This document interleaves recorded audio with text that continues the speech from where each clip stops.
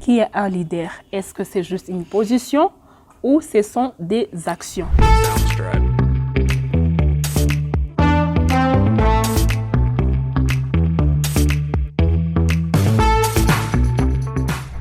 Comme d'habitude, je ne suis pas seule sur les plateaux, toujours avec Aïfa. Et aujourd'hui, nous avons un invité spécial. Il va se présenter. Bonjour, monsieur. Bonjour, je suis Mehdi Mouissa.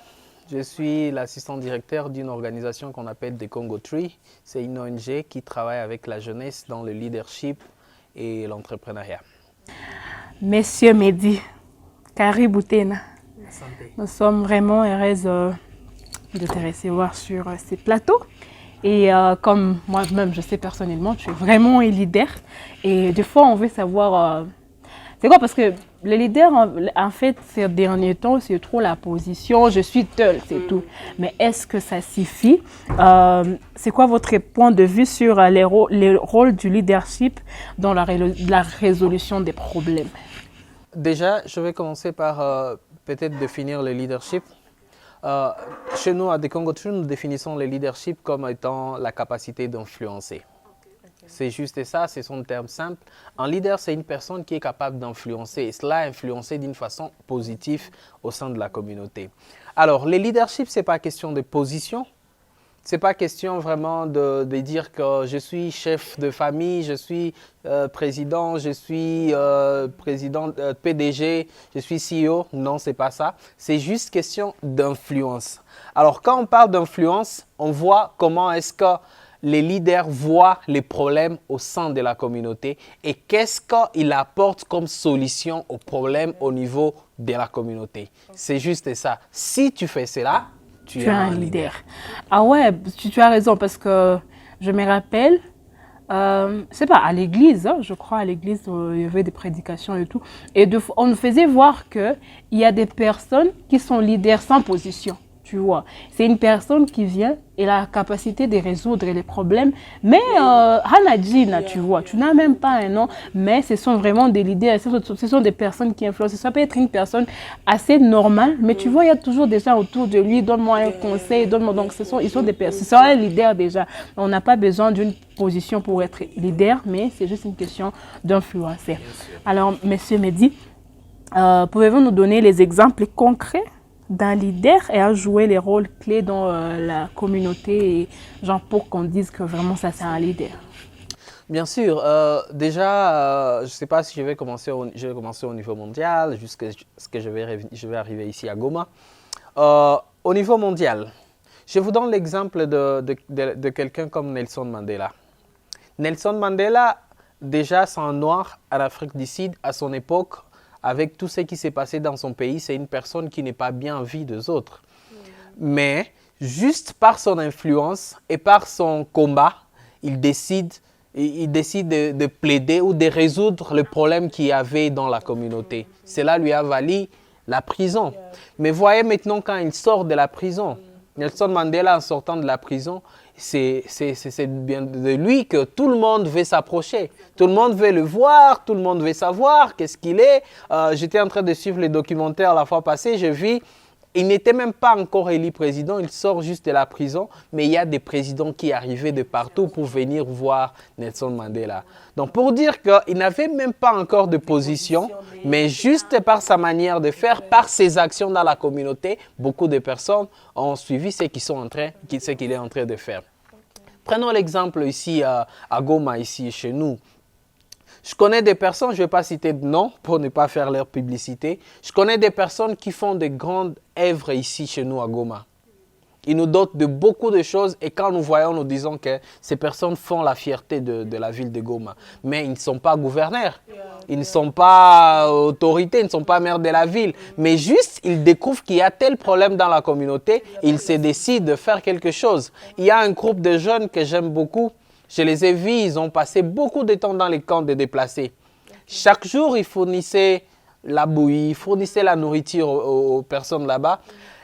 Ce n'était pas qu'ils ont des millions, ce n'était pas ce sont des ONG, mais juste, ils ont vu les problèmes qu'il y a et ils se sont décidés que nous allons faire quelque chose. C'est ça même l'essence d'un leader. Ah ouais, je comprends très bien, très bien. Alors, quand je comprends tout ce que tu es en train de dire là-bas, parce que quand on dit qu'un leader, des fois, il n'a pas de position, mais la personne est en train de faire des actions. Alors, je pense qu'il faut être courageux pour le faire. Hein. Il faut vraiment d'abord être courageux. Alors, quelles sont les caractéristiques d'un leader? Alors, il y a beaucoup de caractères dans le leader, mais je vais les résumer en trois, juste en trois.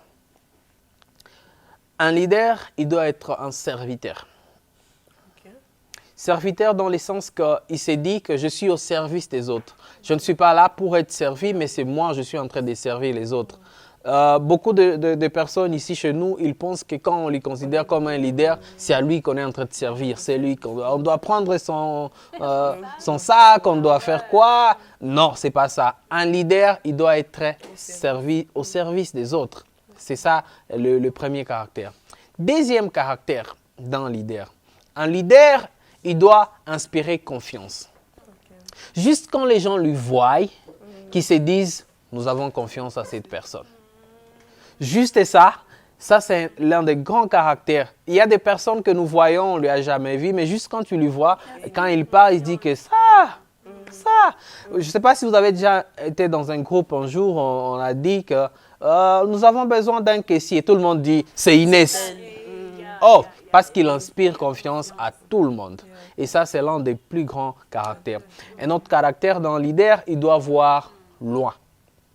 Il doit voir au-delà de ce que les autres voient. Il doit avoir une vision. Quand on est leader, il y a des personnes qui sont derrière toi et qui sont en train de suivre là où tu es en train de partir. Alors, ce que toi, tu seras en train de faire, tu dois savoir où est-ce que tu es en train de chercher à les amener. Et si tu connais là où tu les amènes, c'est déjà un grand succès. Si tu as les trois choses, tu es déjà un bon leader. D'abord là. Alors, on a dit que le leadership, c'est pas une position. Ça, c'est une question en tout cas qui me vient juste à l'esprit. On peut être leader sans pour autant avoir la position. Mais non, par exemple, qu'il y a un leader, il a la position, mais il n'a pas ce que tu viens de citer là-bas. Mais quand même, c'est lui le leader. Des fois, c'est un parent, tu vois. Des fois, c'est un pasteur. On l'a juste un pasteur. Mais toi, quand tu vois, il ne t'inspire pas confiance. Tu vois, comment s'y prendre?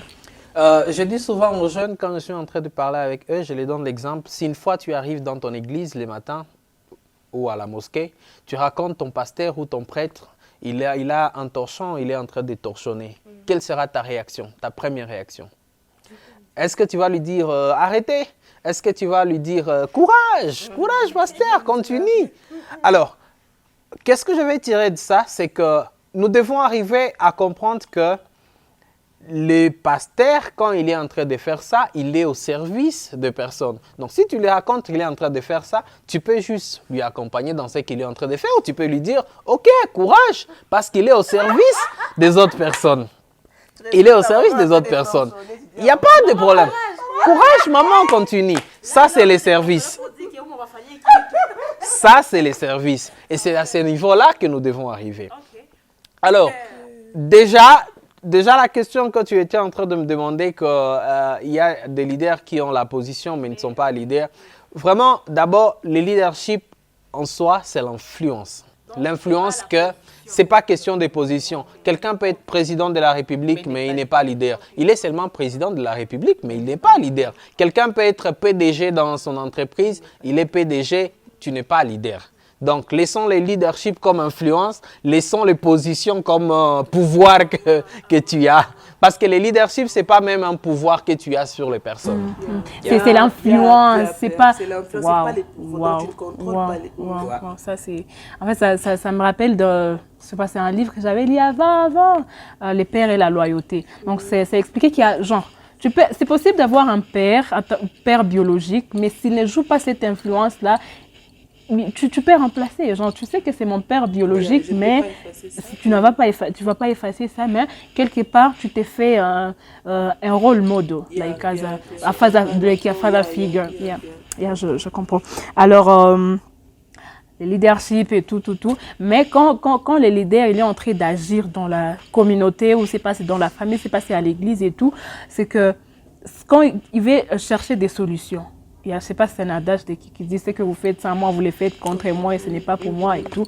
C'est qu'il doit y avoir la participation de la dite communauté ou donc les gens qui lui ont en train de diriger. Alors, comment est-ce qu'un leader va influencer ou va aider les gens à comprendre ou soit de l'accompagner dans la recherche de solutions, parce que des fois c'est aussi difficile quand un leader peut avoir une vision, il veut vous aider mais c'est vous qui ne comprenez pas. Alors comment un leader qui a c'est un défi où il ne sait pas comment influencer sa communauté et tout, comment vous pouvez...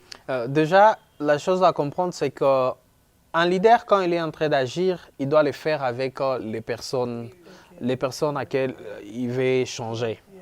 Ou il doit apporter solution quelque part là où il trouve qu'il y a un problème et associer ces personnes dans la recherche de la solution. Bien sûr qu'il y a toujours des défis quand on est leader. Les gens ne comprennent pas, par exemple, la vision que toi tu as. Les gens ne savent pas, qu'est-ce qui se passe. Donc, alors, il y a juste quelques stratégies que je vais énumérer un peu rapidement que tu peux faire pour t'aider un peu à arriver à trouver la solution. La première chose que tu dois faire, tu dois leur montrer, tu dois leur amener à comprendre qu'il y a urgence, qu'il y ait changement. Okay. Et que les changements, c'est maintenant que ça doit être fait. À l'église, on a réussi à nous amener à Christ parce qu'on nous a montré ça. Pourquoi les gens en ont au coca? Parce qu'on leur dit que c'est maintenant, oui, c'est maintenant, c'est maintenant, c'est maintenant et pas demain, c'est maintenant. C'est comme ça que toi, en tant que leader, tu dois faire aussi pour amener la solution ou les changements au milieu de personnes. Tu leur dis que c'est maintenant que nous devons faire ça. Et il n'y a plus le temps d'attendre. La deuxième chose, tu dois communiquer ta vision avec les personnes.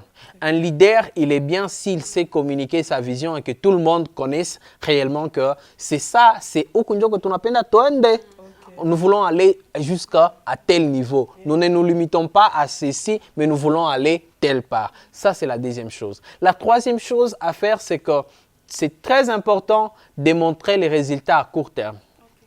Beaucoup de gens nous suivent parce qu'ils voient les résultats à court terme. Quand tu es là seulement pour dire « oui, ça va arriver, quoi », les gens ne vont pas suivre ça. Vous savez, beaucoup de gens sont en train de partir dans des églises aujourd'hui, dans des chambres de prière, parce qu'on leur dit aujourd'hui, il y a ça, il y a ça. Et les gens sont beaucoup envoûtés. Même chose pour les jeunes aujourd'hui qui vont dans des mouvements occultistes comme ça, parce qu'ils se disent, là, il y a maintenant, c'est maintenant que les choses vont arriver. Donc, si tu veux que les gens suivent ce que tu es en train de faire ou que tu puisses les influencer pour amener la solution dans la communauté, tu dois démontrer les résultats à court terme. Et l'autre stratégie, tu dois consolider les acquis ou les valeurs que vous avez constituées entre tout le monde qui sont autour de vous. Ça veut dire quoi? Si tu as tel acquis ou tu as telle valeur que tu viens d'avoir, que tu viens d'instaurer dans ton groupe, il faut que ces gens-là, que tu capitalises ça, que ça reste votre identité. Okay. Si vous vous dites, par exemple, pour nous, c'est la corruption, non. Il faut que ça, vous puissiez rester avec ça et que ça soit votre identité, que nous, dans notre groupe, c'est ça. Et chaque fois qu'on sera en train de travailler, c'est ça. Ça, ce sont les quelques stratégies que j'ai pris. Il y a beaucoup, mais je pense qu'il n'y a pas beaucoup de temps pour donner tout. Mais je donne d'abord que ça. Waouh, merci beaucoup, Papa Mehdi. Moi, tout ce que moi je compris, c'est que le leadership, c'est pas une position. C'est l'influence. En tout cas, merci beaucoup d'être venu. Nous espérons encore vous avoir à très bientôt. Merci beaucoup. D'accord. Voilà, nous sommes donc à la fin de notre émission. Nous étions en train de parler du leadership et les changements. C'est que comment un leader peut apporter la solution aux problèmes. Tout ce que j'ai compris, et si vous pouvez tout oublier, retenez juste que le leadership, ce n'est pas une position, c'est juste l'influence que vous avez sur des personnes autour de vous. Merci beaucoup d'avoir suivi notre émission. À très bientôt pour les prochains numéros.